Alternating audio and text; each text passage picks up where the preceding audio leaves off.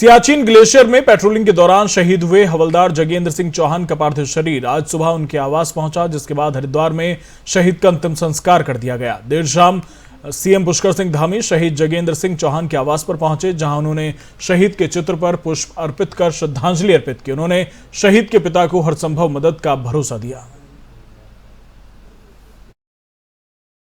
हवलदार जगेंद्र सिंह चौहान का दुर्गति को प्राप्त हुए हैं और हम परिवार के साथ हैं और हमारे पूरे उत्तराखंड हमारी वीरभूमि है और हमेशा शहीदों को हम याद करते हैं, नमन करते हैं, हमारी स्मृति में रहेंगे और हमेशा आने वाली पीढ़ियों की भी स्मृति में रहें, उसके लिए भी हम कुछ न कुछ निश्चित रूप से हम आगे करेंगे, जिससे कि आने वाले जो हमारे नौनिहाल हैं, हमारे बच्चे हैं, हमारी युवा पीढ़ी है, सब उनसे प्रेरणा लें और देशभक्ति का जो जज्बा हमारे यहाँ है वो और प्रखर हो। इस समय में परिवार के ऊपर भी बहुत बड़ी विपदा आई है। भगवान जो है उनके सभी परिवार के लोगों को, माता पिता को, उनके पारिवारिक लोगों को, सबको इस दुख को सहन करने। उत्तराखंड नजूल भूमि विधेयक 2021 राष्ट्रपति भवन भेजा गया। नजूल विधेयक को लेकर राष्ट्रपति भवन पर नजरें टिकी हैं। आपको बता दें कि दिसंबर 2021 में विधानसभा में ये विधेयक पारित हुआ था। उत्तराखंड में नजूल भूमि को फ्री होल्ड करने संबंधी विधेयक को लेकर अब नजर राष्ट्रपति भवन पर टिकी है।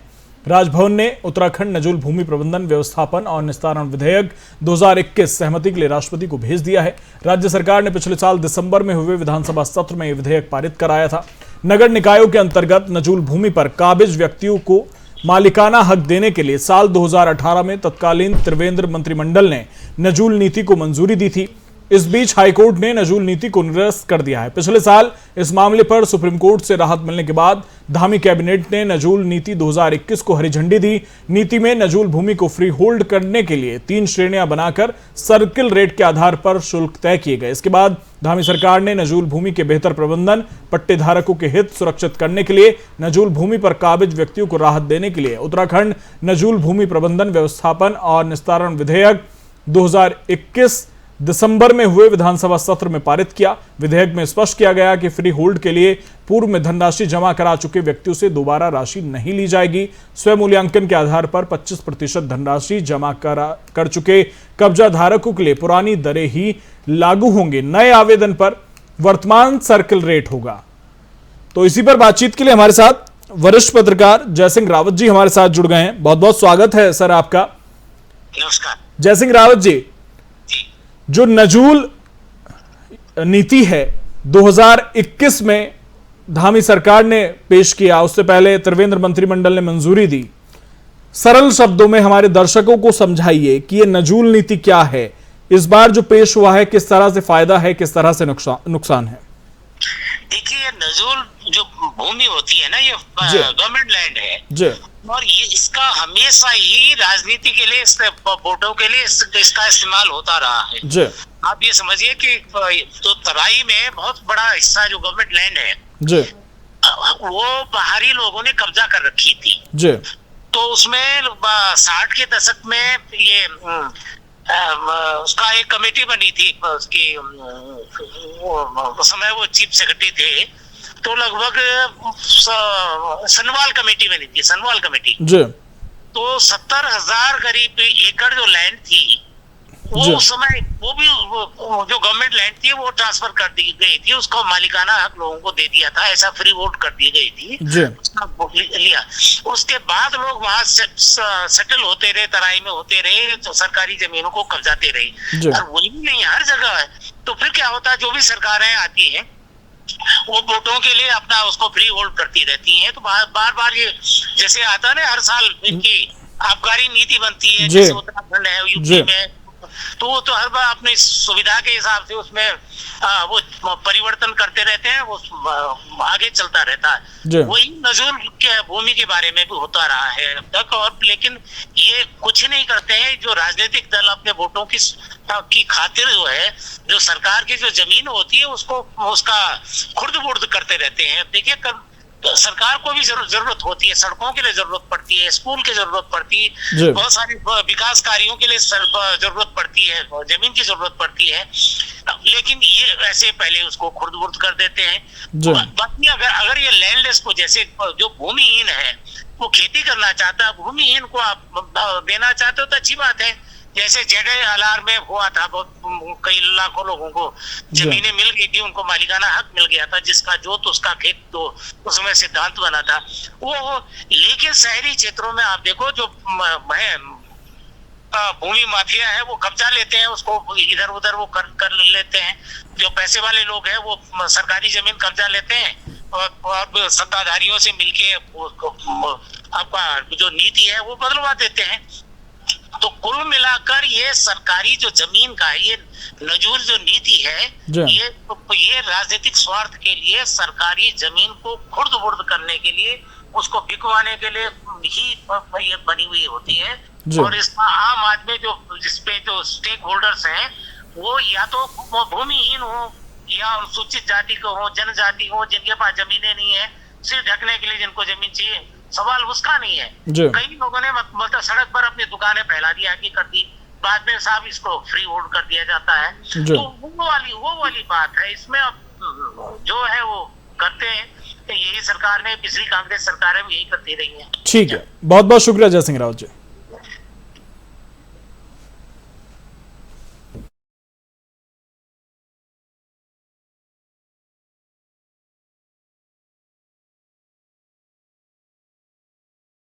उत्तराखंड में मौसम का मिजाज बदला हुआ है। चोटियों पर हिमपात हुआ, जबकि निचले इलाकों में हल्की बारिश हुई। मैदानी इलाकों में मौसम शुष्क बना रहा, लेकिन ऊंचाई वाले इलाकों में भारी बर्फबारी के चलते कुछ स्थानों पर मार्ग बाधित हैं। बीते दिनों जनपद में बारिश और बर्फबारी का सिलसिला जारी है। निचले क्षेत्रों में रुक रुक कर बारिश हो रही है। वहीं गंगोत्री, यमुनोत्री, जानकी चट्टी, हर्षिल, सुकीटाप, मुखबा, धराली, झाला सहित ऊंचाई वाले क्षेत्रों में जमकर बर्फबारी हो रही है। वहीं बद्रीनाथ हाईवे हनुमान चट्टी के पास बंद है और कई जिलों में बारिश भी हो रही है।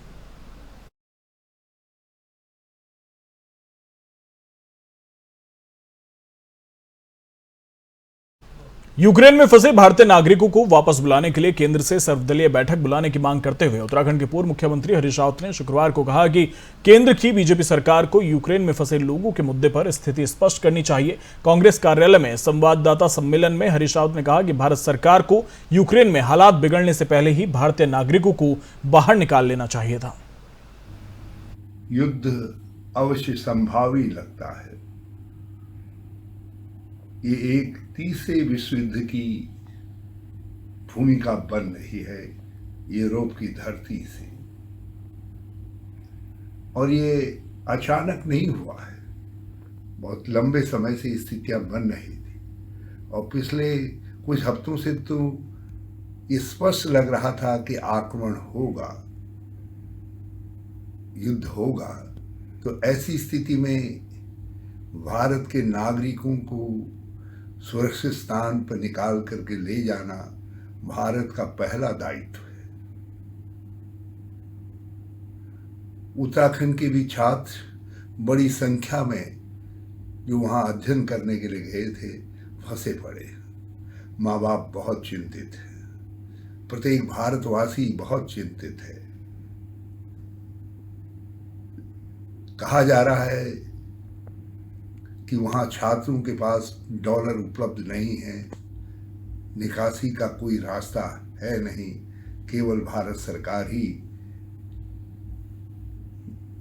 रूस से और यूक्रेन से बातचीत कर सेफ पैसेज निकाल सकती है। मैं समझता हूँ सरकार बातचीत कर रही होगी, मगर चिंता तो चिंता है। और हमको अपनी अर्थव्यवस्था की भी चिंता करनी चाहिए।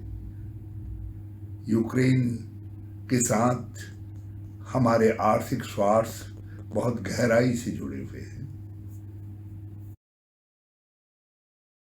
यूक्रेन में जंग के बीच फंसा बाजपुर का छात्र परिजनों ने और सरकार से बेटे की वापसी की मांग की है। बाजपुर से मेडिकल शिक्षा के लिए यूक्रेन में गए कई छात्र फंसे हुए हैं, जहां छात्र बंकर में छिपकर अपनी जान बचा रहे हैं। छात्रों के परिजन यूक्रेन में हो रहे धमाकों को देखकर लगातार चिंतित हो रहे हैं। भारत सरकार से बच्चों की सही सलामती घर वापसी की दुआ कर रहे हैं। छात्र के पिता ने बताया कि लगातार वो अपने बेटे से बात कर रहे हैं और उनके बेटे ने यूक्रेन में लगातार बमबारी होने की बात कही और वो हॉस्टल के नीचे बने बंकर में छिपकर अपनी जान बचा रहे हैं। पिता ने भारत सरकार से बच्चों की घर वापसी की मांग की है। ये बताया कि यहाँ के हालात बहुत गंभीर हैं और उनसे ये कह दिया गया है और बंकर में उन्हें भेज दिया गया है बंकर में। और जब कोई अलार्म वहाँ पे बजता है तो वो खाने के लिए आए थे।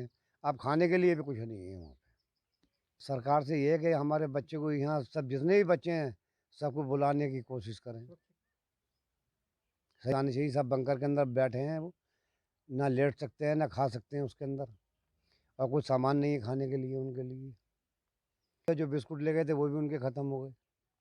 अभी हालात अच्छे नहीं है वहाँ के। उन्होंने बताया यहाँ पे हल्द्वानी में वरिष्ठ पुलिस अधीक्षक पंकज भट्ट के द्वारा नैनीताल जिले के सभी क्षेत्रीय पुलिस अधिकारी, थाना प्रभारी और चौकी प्रभारियों की एक समीक्षा बैठक की गई। इस बैठक में पुलिस के द्वारा अभी तक निलंबन की चल रही कार्रवाई की समीक्षा की गई। बैठक में यातायात अपराध को रोकने और 420 के मुकदमे में पुलिस के द्वारा कितना अंकुश लगाया गया और कितनी विवेचना की गई, इस पर भी चर्चा की गई है। वहीं वरिष्ठ पुलिस अधीक्षक पंकज भट्ट ने बताया कि जो रूस और यूक्रेन में युद्ध चल रहा है उसमें भारतीय लोग भी फंसे हुए हैं और नैनीताल जिले के लगभग 18 लोगों की पहचान की गई है जो यूक्रेन के अंदर पढ़ाई करने के लिए गए हुए थे। स्ट्रांग रूम को ले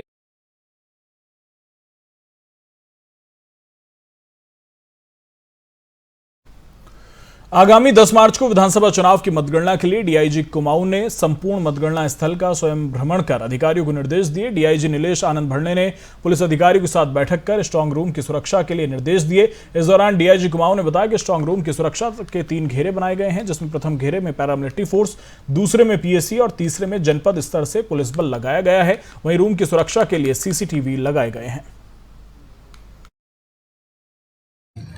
स्ट्रांग रूम को लेकर ही पहले से ही चुनाव आयोग द्वारा सख्त निर्देश दिए गए हैं। जो मॉडल कोड कंडक्ट में जो चुनाव निर्देश आए हुए हैं वो सबको सर्कुलेट किए गए। पुलिस मुख्यालय ने भी इस संबंध में विस्तृत निर्देश जारी किए। मेरे द्वारा भी समस्त एसएसपीज कुमाऊं रेंज को निर्देशित किया गया है कि स्ट्रांग रूम की सुरक्षा जो है वो सर्वोपरि है। तो उसमें इनर जो कोर है उसमें जो है सीपीएमएफ लगाई गई है। इसके अलावा सुल्तानपुर पट्टी में शिव भक्तों ने हरिद्वार से गंगा जल लेकर आने वाले कांवड़ियों की सुखद यात्रा के लिए कोसी नदी पर लकड़ी का पुल बनाया है, जिससे कांवड़ियों को कोसी नदी के बीच से होकर नहीं गुजरना पड़ रहा। आपको बता दें कि महाशिवरात्रि के पावन पर्व के अवसर पर कई क्षेत्रों से लोग हरिद्वार से गंगा जल लेकर पैदल यात्रा करते हुए आते हैं, जहां जगह जगह पर कांवड़ियों के स्वागत के लिए शिव भक्त भंडारे और विश्राम करने की व्यवस्था करते हैं। वहीं सुल्तानपुर पट्टी से होकर गुजरने वाले कांवड़ियों को कोसी नदी से पानी से होकर गुजरना पड़ता है। ऐसे में सुल्तानपुर पट्टी के शिव भक्तों ने कांवड़ियों की सुखद यात्रा को ध्यान में रखते हुए पिछले 3 साल की भांति इस साल भी कोसी नदी पर लकड़ी का पुल बनाया है, जिससे गंगा जल लेकर आ रहे कांवड़ियों को पानी से होकर नहीं गुजरना पड़ रहा और दिक्कतों का सामना नहीं करना पड़ रहा। इस दौरान शिव भक्त महेश सैनी ने बताया कि वो बीते 4 सालों से लगातार लकड़ी का पुल बना रहे हैं, जिससे कांवड़िए सुखद यात्रा कर सकें। हम रुद्रपुर से आगे बहेड़ी तहसील में रहने वाले हैं और जिला बरेली पड़ते हैं। तो हमें ये आपका कोसी नदी बहुत बढ़िया लगा है। आपका सेवा देख के, इन लोगों को सेवा देख के हम बहुत आनंद है कि सेवा इस तरह किया जाता है। भोले कांवड़ी को लेके बहुत बड़ी बात है हमारे लिए। हम तो सौभाग्य है कि हम आप लोग मेहनत कर रहे हैं, हम तो कांवड़ लेके खाली आ रहे हैं। तो जगह जगह बहुत सारे भंडारा, पूरी उत्तराखंड में देवभूमि में इतना अच्छी भंडारा चल रहे हैं। हम फिलहाल मेरे साथ इतना ही। बने रहिए एफएम न्यूज के साथ। नमस्कार।